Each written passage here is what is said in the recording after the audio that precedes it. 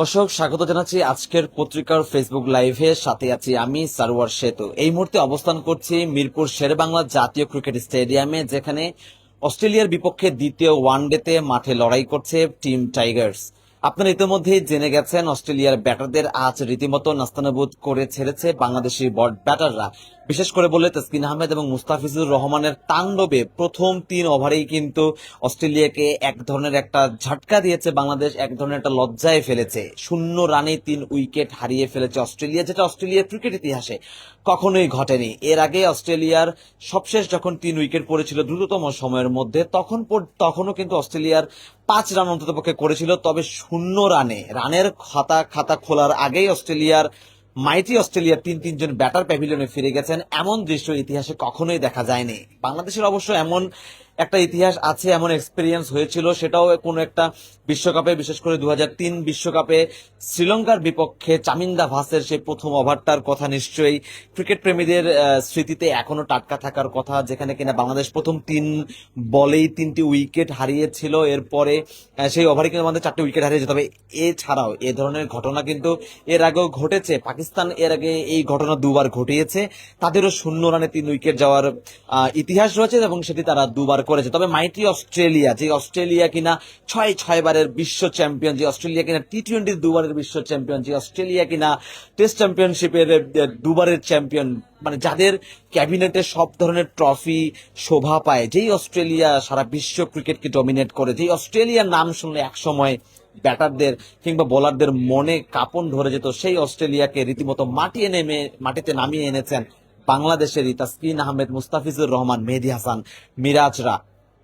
যেটা শুরুতে বলছিলাম যে লজ্জার রেকর্ডটা তারা গড়েছে, সেই সাথে কিন্তু তারা আরেকটি সেটা কি লজ্জার বলবো কিনা, সেটি আসলে একটি আলোচনার বিষয়। তবে বাংলাদেশ কিন্তু একটি অস্ট্রেলিয়াকে লজ্জার দ্বার প্রান্তে নিয়ে এসেছে, সিরিজ হারার একটা দ্বার প্রান্তে নিয়ে এসেছে। এখন পর্যন্ত যেই খেলার যে অবস্থা মনে হচ্ছে, এখন পর্যন্ত অস্ট্রেলিয়ার ব্যাটারদের এবং বাংলাদেশের বোলারদের যে পারফরমেন্স, তাতে করে মনেই হচ্ছে সিরিজটা হয়তো আজই বাংলাদেশ নিজেদের নামে করে নেবে। সেই অস্ট্রেলিয়ার বিপক্ষে তারা সিরিজ জিতবে, যাদের বিপক্ষে কিনা বাংলাদেশ খেলারই খুব একটা সুযোগ পায় না। সবশেষ অস্ট্রেলিয়ার বিপক্ষে বাংলাদেশ 2021 সালে একটি সিরিজ খেলেছিল, সেটিও টি-20 ফরম্যাটে, এবং সেটি নিয়ে অনেক বেশি কন্ট্রোভার্সি আছে কারণ বাংলাদেশ এই সিরিজটি জিতেছিল। তবে যে প্রক্রিয়া বাংলাদেশ এই সিরিজটি জিতেছিল, যে ধরনের উইকেট বানিয়ে বাংলাদেশ সিরিজটি জিতেছিল, সেটি নিয়ে অনেক বেশি কথা আছে। আমরা সে সময় দেখেছিলাম রীতিমতো একটি স্পিন ট্র্যাক ছিল, আনপ্লেয়েবল সব মানে পিচ ছিল, যেটাতে কিনা অস্ট্রেলিয়া ব্যাটাররা দাঁড়াতেই পারেনি।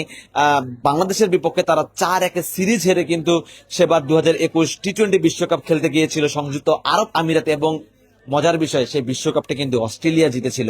সেটি নিয়ে অনেক আলোচনা হয়, হাস্যরস হয়, যে অস্ট্রেলিয়াকে বাংলাদেশ হারিয়েছিল সেই অস্ট্রেলিয়া কিনা সেখানে গিয়ে ফাইনাল খেললো, ট্রফি জিতলো। তবে এবারের যেই অস্ট্রেলিয়ার বিপক্ষে বাংলাদেশ পারফরমেন্স করছে, সিরিজ জয় দ্বার প্রান্তে আছে, এবার কিন্তু আসলে উইকেট নিয়ে প্রশ্ন তোলার সুযোগ নেই। এবার কিন্তু এখানে কারো সামর্থ্য নিয়ে প্রশ্ন তোলার সুযোগ নেই। রীতিমতো গ্রিন উইকেটে, যেই উইকেটে অস্ট্রেলিয়ানরা খেলে অভ্যস্ত, যেই ধরনের উইকেটে সারা বিশ্বের ক্রিকেটীয় নেশনদেরকে অস্ট্রেলিয়া নাস্তানাবুদ করে, সেই ধরনের পিচে কিন্তু অস্ট্রেলিয়াকে বাংলাদেশ নাস্তানাবুদ করেছে। প্রথম ম্যাচে আমরা দেখেছি বাংলাদেশ কিভাবে ডমিনেট করে জিতেছে। হয়তো বৃষ্টি বাধায় দেখা যাচ্ছে যে 86 রানে একটা ব্যবধানে বাংলাদেশ জিতেছে। তবে যদি বৃষ্টিটা না হতো বা খেলাটা যদি পুরোটাই হতো, অস্ট্রেলিয়াকে বাংলাদেশ রীতিমতো অল আউট করতো এবং 100 রানের ব্যবধানে একটা জেতার কথা ছিল। তবে আজও কিন্তু সেই সুযোগটা রয়েছে। বাংলাদেশ এখন পর্যন্ত খেলার যে অবস্থা, অস্ট্রেলিয়ার যদিও ঘুরে দাঁড়িয়েছে, 86 রানে 6টি উইকেট তাদের ফেলে দিয়েছিল টাইগাররা। তবে সেখান থেকে কিন্তু মানস লাবুশেন, যিনি কিনা আজকে ব্যাটিং অর্ডারে তার ডিমোশন হয়েছে, 6 নম্বরে ব্যাটিং করতে নেমেছিলেন, এবং জাভিয়ার ব্র্যাটলেট, যিনি বোলিং অলরাউন্ডার, এই দুজনের একটি পার্টনারশিপ করে তৈরি হয়েছে। এখন পর্যন্ত আমি যখন কথা বলছি 90+ রানের একটি পার্টনারশিপ তারা গড়েছেন।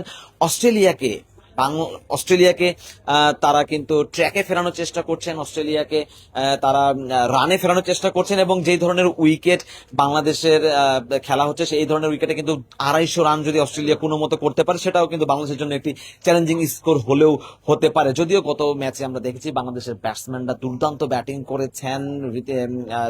তানজিদ হাসান তামিম এবং নাজমুল হোসেন শান্ত দুজনই 50-র দেখা পেয়েছেন। মুশাদ্দেক হোসেন সৈকতের সেই অনবদ্য একটা 86 রানের ইনিংস, তার ক্যারিয়ার সেরা ইনিংস 4 বছর পরে তিনি বাংলাদেশ দলে ফিরেছেন এবং দলে ফিরেই একটা অলরাউন্ড পারফরমেন্স করেছেন, প্রথমে ব্যাট হাতে, এরপরে বল হাতে এবং ফিল্ডিং এও কিন্তু দেখেছি আমরা দুর্দান্ত কিছু ক্যাচ নিতে মুশতাক হোসেন সৈকতকে।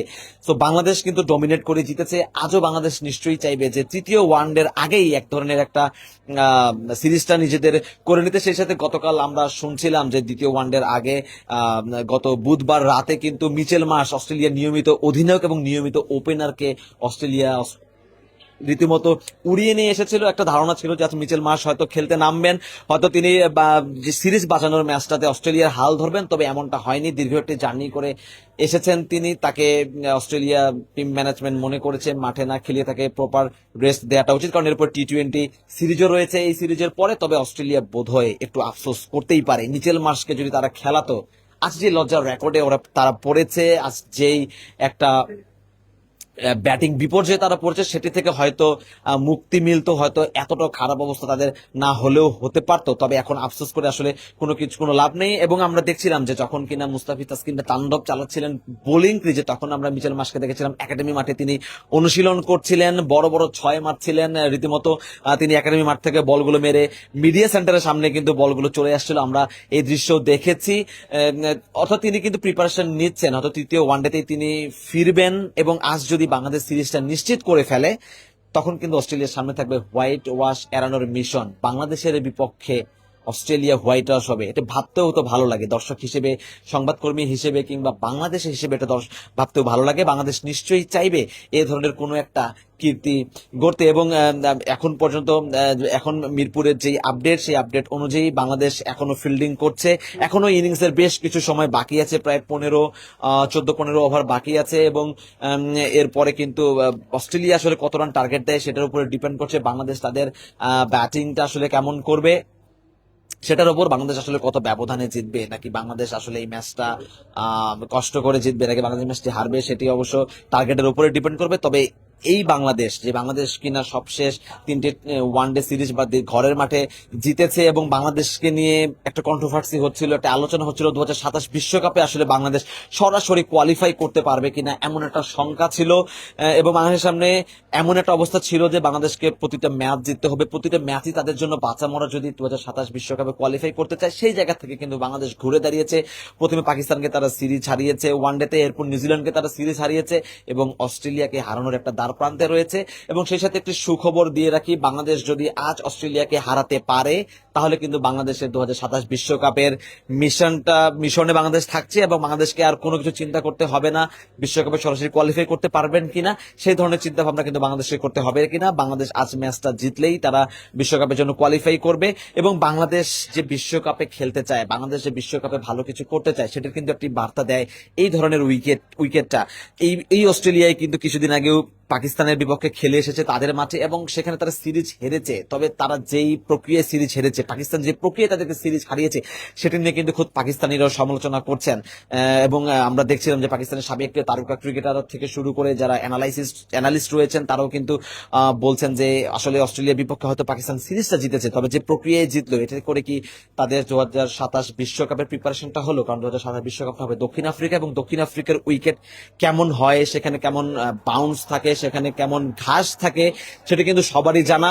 তো তাদের প্রক্রিয়া নিয়ে প্রশ্ন হিসেবে বাংলাদেশ কিন্তু সেই পথে হাঁটেনি। বাংলাদেশ চাইলেও সেই পথে হাঁটতেই পারতো। আপনারা জানেন মিরপুর শেরেবাংলার একটা বদনাম রয়েছে, এখানে স্পিন পিচ বানানো হয়, এখানে আসলে স্পিনারদেরই আধিক্য থাকে। বাংলাদেশ চাইলে কিন্তু সেই ফায়দাটা নিতে পারতো, ঘরের মাঠের কন্ডিশনের সুবিধাটা নিতে পারতো, অস্ট্রেলিয়াকে হারাতে পারতো। তবে তাতে করে ওই যে বলছিলাম বিশ্বকাপের প্রিপারেশনটা হতো কিনা, সেটা নিয়ে একটি কথা থাকতো। সেই পথে কিন্তু বাংলাদেশ হাঁটেনি, এবং বাংলাদেশ কিন্তু তাদের কিন্তু সবশেষ যে কয়েকটা সিরিজ আমরা দেখেছি যে তারা গ্রিন পিচে খেলছে, সাহস দেখাচ্ছে, চোখে চোখ রেখে লড়াই করছে, সেইটাই কিন্তু বাংলাদেশ জারি রেখেছে।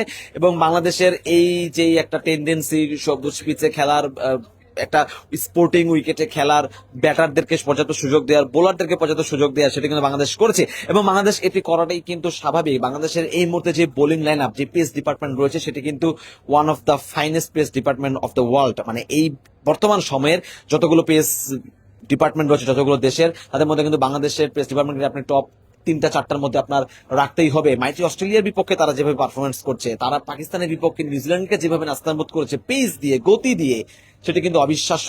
নাহিদ রানার কথা আলাদা করে বলতে হয়, সবশেষ ম্যাচে তিনি যেভাবে পারফরমেন্স করেছেন, সবশেষ ম্যাচে তিনি অস্ট্রেলিয়াকে যেভাবে গুড়িয়ে দিয়েছেন, শুধু উইকেটে নিয়েছেন তাও না, নাহিদ রানাকে আমরা যেরকম চিনি খুবই শান্ত স্বভাবের নাহিদ রানা হিসেবেই তাকে তিনি পরিচিত ছিলেন, তবে সেই নাহিদ রানাকেও কিন্তু আমরা বুনো উদযাপন করতে দিয়ে দেখেছি। অস্ট্রেলিয়ার যিনি অধিনায়কত্ব করছেন জস ইংলিশ, তার সঙ্গে একটা মাঠে একটা হিট অফ দ্য মোমেন্ট দেখা গেছে, কথার লড়াই একটা দেখা গেছে উইকেট নেওয়ার পরে, সেটা শাস্তিও কিন্তু নাহিদ রানাকে পেতে হয়েছে। নাহিদ রানার মতো একজন একজন স্বভাব বিরুদ্ধে একটি কাজ করে তাকে কিন্তু একটা ডিমেরিট পয়েন্ট পেতে হয়েছে, আইসিসি থেকে তাকে তিরস্কার করা হয়েছে। তবে আজ অবশ্য নাহিদ রানাকে সেই ধরনের পুনঃ উদযাপন করতে দেখা যায়নি, যদিও নাহিদ রানা আজ খুব বেশি উইকেট নিতে পারেন এখন পর্যন্ত। তবে বাংলাদেশের বাকি পেসাররা এবং স্পিনাররা, তানভীর ইসলামও কিন্তু আজ ভালো বোলিং করছেন, 2টি উইকেট তুলেছেন এখন পর্যন্ত। তো আমি জানি না আপনারা আসলে শুনতে পাচ্ছেন কিনা, গ্যালারিতে কিন্তু দর্শকদের চিৎকার শোনা যাচ্ছে মাঠে। অস্ট্রেলিয়ার আরো একটা উইকেটের পতন হয়েছে এবং সেই গগনবিদারী চিৎকার কিন্তু ঠিক যে গ্যালারির পেছনে যে মিডিয়া সেন্টারটি রয়েছে সেখান থেকেও কিন্তু শোনা যাচ্ছে। এবং আমি যদি আপনাদেরকে এই মুহূর্তে মাঠের পরিস্থিতিটা একটু দেখানোর চেষ্টা করি, যে মাঠে কিন্তু এখনো দর্শক আসে, প্রায় লম্বা সময় হয়ে গেছে। বাংলাদেশ ভালো পজিশনে রয়েছে এবং বাংলাদেশ এই ম্যাচটি জিতবে এমনই প্রত্যাশা, তারপরেও কিন্তু দর্শকরা আসছেন।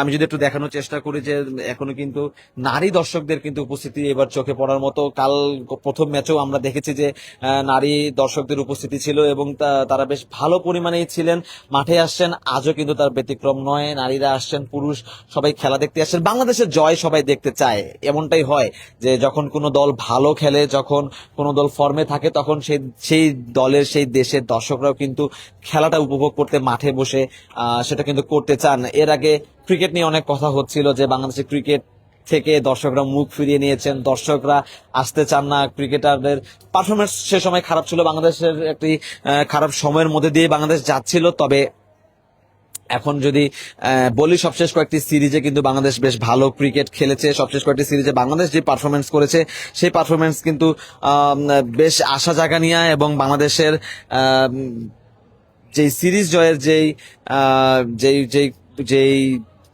একটা উৎসব চলছে, টানা সিরিজ জিতেছে কয়েকটা, সেটির কিন্তু একটি প্রতিফলন দেখা যায়। যদিও এই মুহূর্তে খুব বেশি দর্শক আমি দেখাতে পারছি না মিডিয়া সেন্টারের সামনে, সাংবাদিকদেরই দেখা যাচ্ছে। এবং একটু আগেই আপনারা দেখছিলেন যে তাসকিন আহমেদ টানা 2 বলে 2টি উইকেট নিয়েছেন, হ্যাট্রিকের দ্বার প্রান্তে রয়েছেন এবং মাঠে কিন্তু গগনবিদারী চিৎকার এখান থেকে শোনা যাচ্ছে।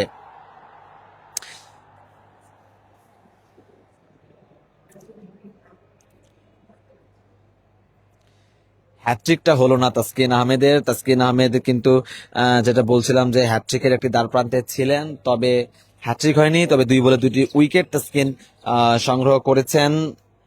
সেই সাথে কিন্তু তাসকিন আহমেদ প্রথম উইকেটও তিনি আজ নিয়েছিলেন সবশেষ ম্যাচে, অর্থাৎ প্রথম ওয়ানডেতে আমরা দেখেছিলাম যে তিনি কিন্তু ম্যাথু শর্টকে বোল্ড করেছিলেন প্রথম ওভারের প্রথম বলেই। আজও কিন্তু তা হয়েছে, যদিও আজ প্রথম বলে তিনি উইকেট পাননি, তবে কিন্তু ইনিংসের চতুর্থ বলেই তিনি কিন্তু তাকে বোল্ড করেছেন। অর্থাৎ প্রথম ওভারে তাসকিন আহমেদের উইকেট নেওয়াটা যেন একটা অভ্যাসে পরিণত হচ্ছে। প্রায়ই দেখা যায় তিনি নতুন বল হাতে নিলেই তিনি উইকেট শিকার করেন, এবং আজও তার ব্যতিক্রম হয়নি। সেই সাথে মুস্তাফিজুর রহমান, যিনি কিনা ডেথ বোলার স্পেশালিস্ট হিসেবে পরিচিত ছিল, এর আগে আমরা ওয়ানডেতে তেমন তাকে নতুন বলে খুব একটা বোলিং করতে দেখিনি, তবে সেই মুস্তাফিজ কিন্তু এই সিরিজ থেকে আবার নতুন বল হাতে নেওয়া শুরু করেছেন। এবং মুস্তাফিজ গত ম্যাচে মানাস লাবুসেনকে যেমন যে ইনসুইঙ্গারে তিনি আউট করেছেন, অবিশ্বাস্য ছিল। এবং আজও মুস্তাফিজুর রহমান 1 ওভারে 2টি উইকেট নিয়েছেন। শুরুতেই যেটি বলছিলাম, অস্ট্রেলিয়াকে একটি লজ্জার রেকর্ডে ফেলা, 0 রানে 3টি উইকেট তুলে নেওয়া, সেখানে কিন্তু মুস্তাফিজুর রহমানের 1 ওভারেই 2টি উইকেট ছিল। অর্থাৎ মুস্তাফিজুর রহমান এখন, পুরাতন বলে তো তিনি সবসময় ভালো করেনি, নতুন বলেও মুস্তাফিজুর রহমান ভালো করছেন। নতুন বলেও মুস্তাফিজুর রহমান যে করতে পারেন, ইনসুইংটা আয়ত্তে আনছেন তিনি, সিম পজিশনটা তিনি তার উন্নতি করেছেন। অর্থাৎ মুস্তাফিজুর রহমান খুব ভালো একটি শেপে আছেন সেটি বলা যায়। দর্শকরা আসছেন, হয়তো অল্প সংখ্যক কিছু দর্শক আসছেন, একসাথে অনেক দর্শকের উপস্থিতি নেই, সেই সাথে একটি আবহাওয়ারও একটি কারণ থাকতে পারে এই মুহূর্তে।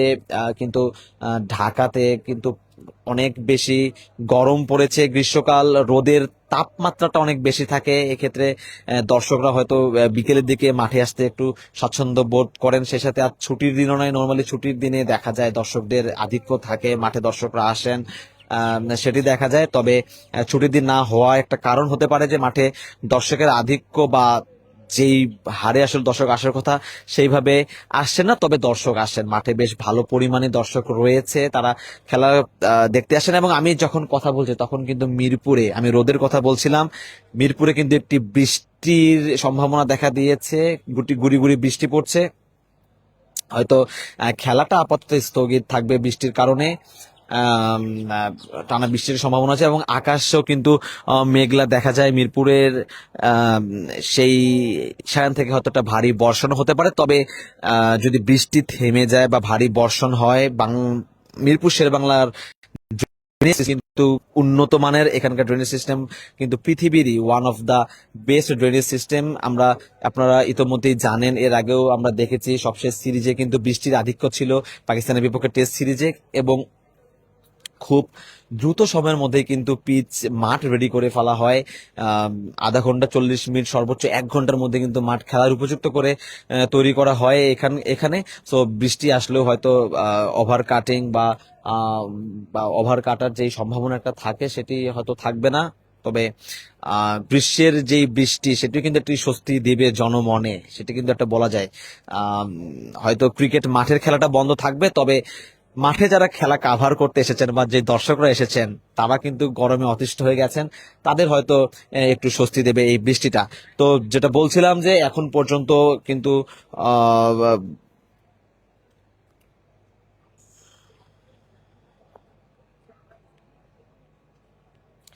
এখন পর্যন্ত কিন্তু মাঠের খেলাটা চলছে, আম্পায়ার কিন্তু এখনো খেলা বন্ধ করেননি। যেই কথাটা বলছিলাম, অস্ট্রেলিয়া 40 ওভারের বেশি খেলে ফেলেছে। এই মুহূর্তে যদি আমি বলি, 41 ওভার 5 বল অস্ট্রেলিয়া ব্যাটিং করেছে, 187 রান তারা সংগ্রহ করেছে, 8 উইকেট হারিয়ে ফেলেছে। 42 ওভারে 187 রান, আর মাত্র কিন্তু 7 ওভার অর্থাৎ 42টি বল অস্ট্রেলিয়ার রয়েছে। এবং এই 42 বলে আসলে অস্ট্রেলিয়া কত রান করতে পারে, বাংলাদেশে কত রান টার্গেট দিতে পারে, সেটি কিন্তু দেখার অপেক্ষা। অস্ট্রেলিয়া নিশ্চয়ই চাইবে যত বেশি রান তারা স্কোর বোর্ডে সংগ্রহ করতে পারে। অস্ট্রেলিয়ার মার্নাস লাবুশেন এখন উইকেটে রয়েছেন, নাথান এলিস তিনি চালিয়ে খেলতে পারেন। মার্নাস লাবুশেন যতক্ষণ আছেন ততক্ষণ হয়তো অস্ট্রেলিয়া আশা করতেই পারে। তবে অস্ট্রেলিয়া যদি এই ম্যাচটা জিততে চায়, অন্তত পক্ষে 250 রানের একটি পুঁজি তাদের সংগ্রহ করতে হবে। তবেই হয়তো বাংলাদেশের বিপক্ষে একটি প্রতিদ্বন্দ্বিতাপূর্ণ ম্যাচ আমরা দেখব, সেই প্রত্যাশায় হয়তো অস্ট্রেলিয়া করবে। এবং অবশ্য বাংলাদেশের দর্শক হিসেবে আপনি কিছুটা হতাশ হতেই পারেন, 86 রানে 6টি উইকেট অস্ট্রেলিয়ার পড়ে যাওয়ার পরেও তারা যে এত বড় একটি পার্টনারশিপ করেছে, 187 রান পর্যন্ত আসতে পেরেছে, এখনো 7 ওভার রয়েছে, সেজন্য কিছুটা হতাশ হতেই পারে। এই মুহূর্তে কিন্তু বৃষ্টি শুরু হয়েছে এবং বৃষ্টিতে কিন্তু ছোটাছুটি দেখা যাচ্ছে। আমরা দেখছি যে নিরাপত্তায় দায়িত্বে থাকা, স্টেডিয়ামের ভেতরে যে নিরাপত্তা দায়িত্বে থাকে পুলিশ সদস্যরা, তাদের কিন্তু দৌড়াদৌড়ি দেখা যাচ্ছে, দর্শকদের দৌড়াদৌড়ি দেখা যাচ্ছে।